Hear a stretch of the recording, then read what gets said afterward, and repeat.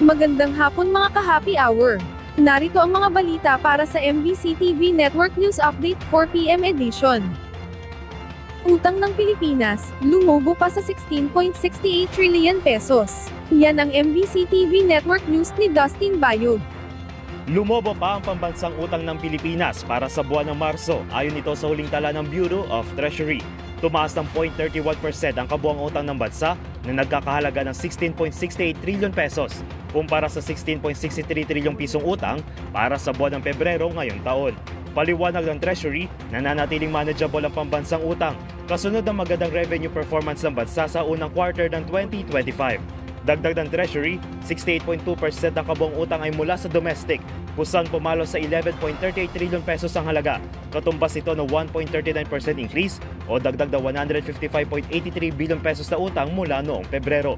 Pangunahing dahilan daw nito ay ang issuance ng domestic securities na umabot sa 157.86 billion pesos.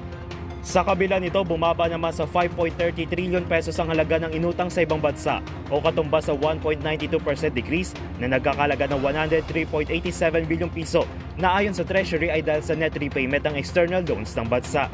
Samantala, sinabi ng Treasury na kinakitaan ng improvement ang pamahalaan base sa minanang utang nito noong pandemic sa bisa ng pagbaba ng ratio ng utang at ang gross domestic product na target pang ibaba sa 56.9% sa taong 2028. Para sa MBC TV Network News, ito si Dustin Bayog ng DZRH TV. Una sa Pilipinas, una sa Pilipino.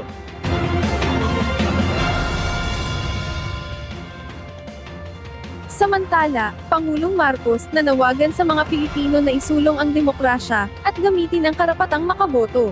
Ilang oras bago ang 2025 midterm elections, nanawagan si Pangulong Ferdinand Marcos Jr. sa mga Pilipino na gamitin ang kanilang karapatang makaboto, pumili ng karapat-dapat na mga lider ng bansa, at protektahan ang integridad ng democratic process ng bansa. Sa mensaheng inilabas ng Pangulo, binigayang diin nito na ang pagboto ay kapwa karapatan at tungkulin ng bawat Pilipino, isang pagkakataon aniya ito upang maiparinig ang boses at pagnanais para sa isang mas maunlad na nasyon.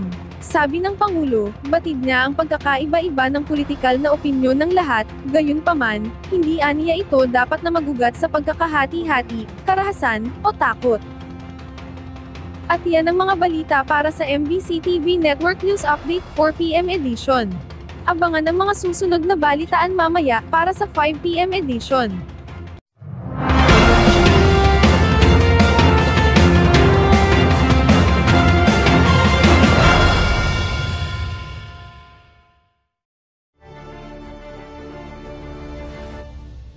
Mula radyo, TV, at online.